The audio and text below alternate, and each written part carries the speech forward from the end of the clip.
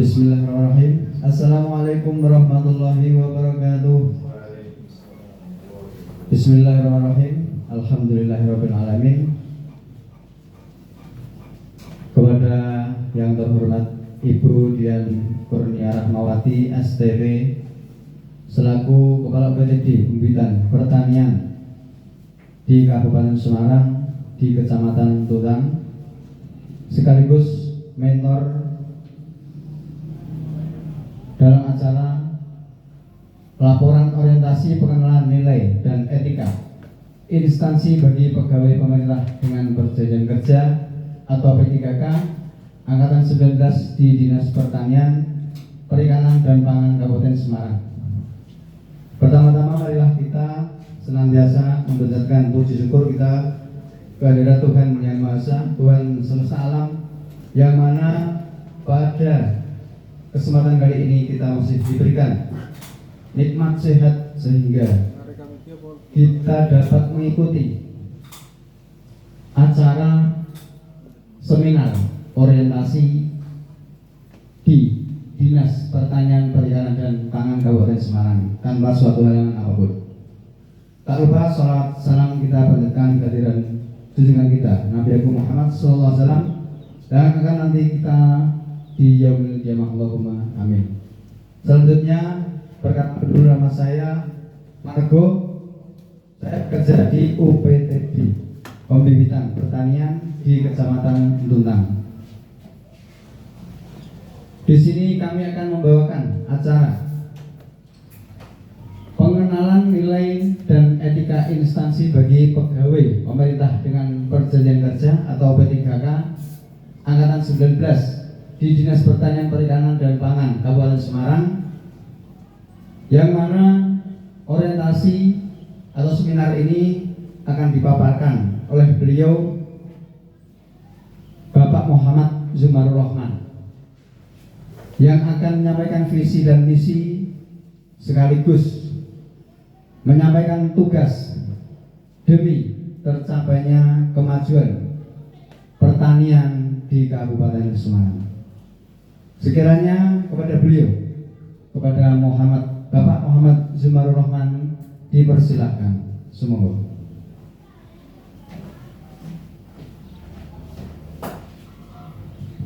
Terima kasih. Assalamualaikum warahmatullahi wabarakatuh. Yang saya hormati Ibu Dian Kurnia Rahmawati STP selaku mentor dan Kepala UPTD Pembibitan Pertanian, dan yang saya hormati rekan-rekan P3K dan rekan kerja di Dinas Pertanian, Perikanan dan Pangan yang saya hormati pula. Di sini saya akan mempresentasikan laporan orientasi pengenalan nilai dan etika instansi bagi pegawai pemerintah daerah dengan perjanjian kerja atau P3K. Perkenalkan, nama saya Muhammad Zumarur Rahman dari Dinas UPTD Pembibitan Pertanian Kabupaten Semarang. Yang pertama, latar belakang dalam rangka mewujudkan aparatur sipil negara atau ASN yang profesional, berintegritas tinggi dan berorientasi pada pelayanan publik yang berkualitas serta berkeadilan. Pemerintah terus berupaya memperkuat sistem tata kelola ASN melalui berbagai regulasi kebijakan strategis.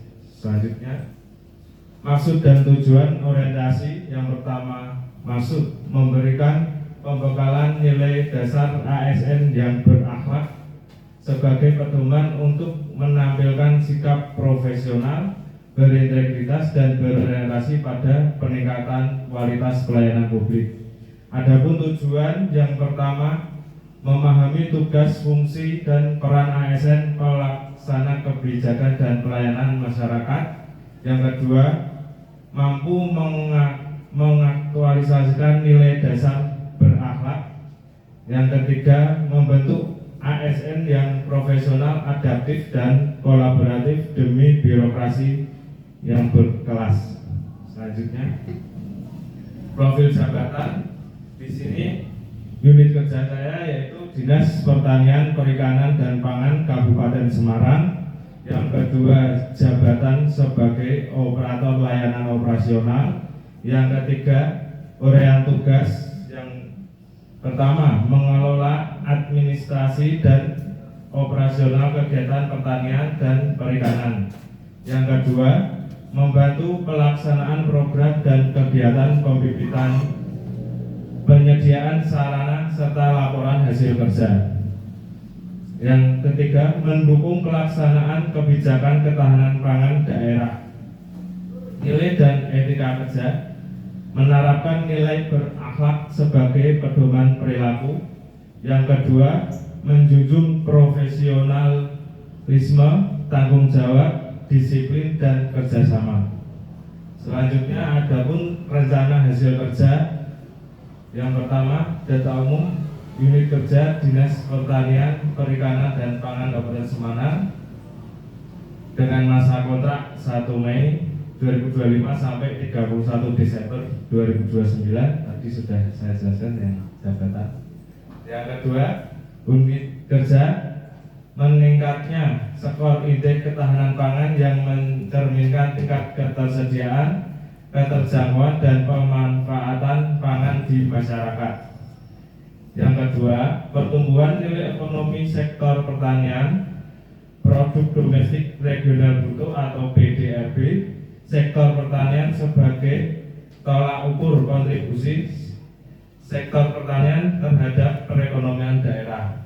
Yang terakhir, persentase pemenuhan kebutuhan konsumsi ikan dari hasil produksi perikanan di Kabupaten Semarang. Ini adalah rencana hasil kerja tahunan. Yang pertama, penggantian media tanam, output 6 kegiatan, aspek kerja kuantitas, nilai berakhlak, akuntabel, dan kompeten. Yang kedua, penyediaan alat dan bahan pembibitan, output 12 kegiatan, aspek kinerja, kuantitas kolaboratif, nilai berakhlak kolaboratif. Yang ketiga, pengelolaan pembibitan hortikultura, outputnya 12 kegiatan, aspek kerja kuantitas. Adapun nilai berakhlak yang saya terapkan yaitu adaptif dan kolaboratif. Yang keempat, seleksi CVL benih padi, output 4 kegiatan, aspek kinerja kuantitas, nilai berakhlak yang saya terapkan akuntabel. Nomor 5, inventarisasi benih hortikultura, output dilakukan kegiatan bulanan, aspek kinerja kuantitas, nilai berakhlak yang berorientasi pelayanan. Selanjutnya, prinsip pelaksanaan, terencana, sistematis, dan berkelanjutan. Yang kedua, berorientasi hasil dan pelayanan masyarakat. Yang ketiga, didasarkan pada nilai integritas, akuntabilitas, dan kolaborasi. Selanjutnya, implementasi nilai berakhlak di tempat kerja yang saya terapkan. Yang pertama, berorientasi pelayanan, memberikan layanan terbaik kepada petani dan masyarakat dengan cepat dan tepat. Yang kedua, akuntabel, melaporkan setiap kegiatan secara transparan dan dapat dipertanggungjawabkan. Selanjutnya, kompeten, meningkatkan kemampuan dalam teknologi pertanian dan sistem data pangan. Selanjutnya, ada harmonis, membangun komunikasi yang baik antar pegawai dan masyarakat. Loyal, menjaga nama baik instansi dan menjalankan tugas dengan tanggung jawab. Adaptif, menerapkan inovasi pertanian modern dan kolaboratif, bekerja sama lintas sektor untuk meningkatkan hasil pertanian dan pangan. Selanjutnya, sebagai penutup, yang pertama, rencana hasil kerja ini menjadi pedoman pelaksana tugas operator layanan operasional selama masa kontrak yang berlaku. Yang kedua, Pelaksanaan kegiatan dilakukan dengan komitmen tinggi terhadap profesionalisme dan etika ASN, penerapan nilai berakhlak dan semangat bangga melayani bangsa. Selanjutnya, diharapkan mewujudkan ASN yang berintegritas, adaptif, serta berdampak nyata bagi masyarakat. Dan dengan demikian diharapkan terwujudnya birokrasi yang bersih, efektif, dan tangguh. Sekian pemaparan presentasi dari saya. Kurang lebihnya saya mohon maaf. Bila taufik wa hidayah. Wassalamualaikum warahmatullahi wabarakatuh.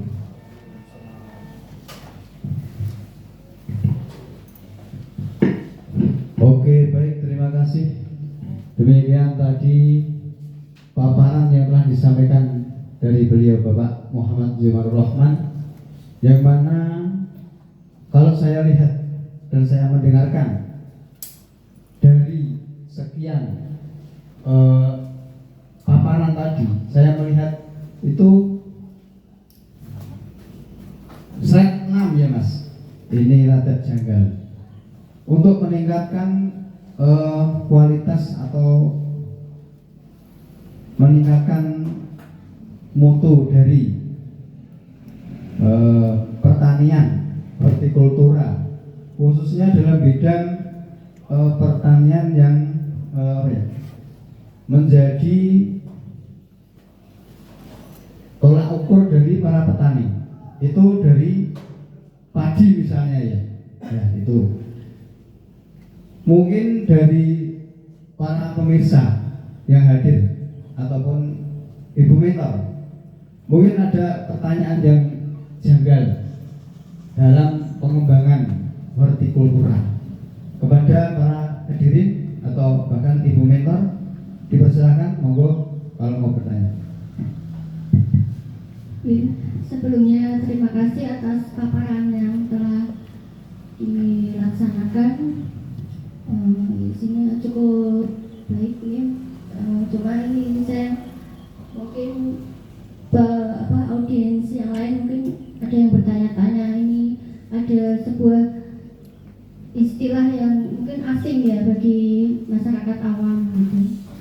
Itu ada di RHK yang keempat, itu ada istilah CVL. Mungkin bisa dijelaskan CVL itu apa dan kenapa dilakukan seleksi CVL dan kapan harus dilakukan CVL tersebut? Mohon penjelasannya. Baik, terima kasih kepada Ibu Mentor. Di sini saya akan mencoba menjelaskan apa itu CVL. CVL itu sendiri adalah singkatan dari campuran varietas lain. Jadi kalau di penangkaran benih padi itu ada yang namanya campuran varietas lain dan itu harus dibersihkan. Untuk melakukan pembersihan CVL biasanya itu dilakukan secara serentak dalam periode satu musim tanam. Biasanya dilakukan selama 3 sampai 5 kali seleksi CVL, itu agar menjaga kemurnian benih padi agar bisa lolos untuk dilakukan tahapan sertifikatan di BPS di BPF. Dan itu dilakukan dengan cara kita terjun langsung ke sawah, melihat langsung apakah ada benih padi yang secara morfologi atau ciri itu berbeda. Jika ada perbedaan yang mencolok dari tinggi, warna, dan bentuk, maka itu bisa dianggap menjadi CVL dan itu biasanya langsung kita cabut. Setelah kita cabut semua, itu benih CVL tadi akan kita musnahkan agar tidak mengganggu kemurnian benih padi tersebut. Sekian, apakah sudah menjawab? Mungkin koreksi sedikit ya, bahwa proses sertifikasi benih padi itu bukan di BPN tapi BPSB Provinsi Jawa Tengah. BPN itu Badan Pertanahan Nasional, sedangkan untuk sertifikasi ini Badan Pengawasan dan Sertifikasi Mutu Benih Padi. Kiranya cukup sekian, terima kasih. Ya, sama-sama.